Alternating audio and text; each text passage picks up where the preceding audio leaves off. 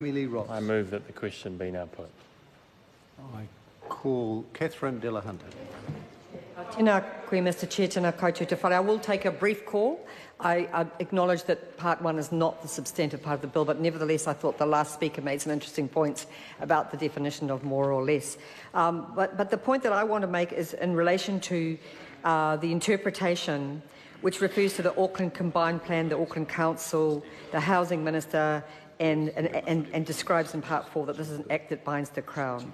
And what I want to say about that is that actually I'm here tonight to mihi te Ngāti Paoa.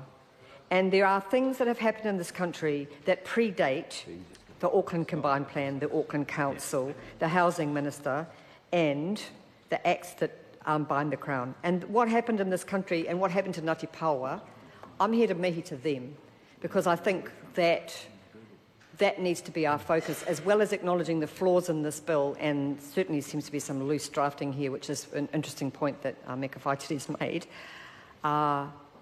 People talked before the dinner break in part 1 about a much-loved piece of land.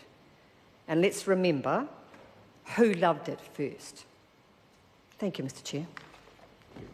Mr Chair. I call the Honourable Scott Simpson. Thank you.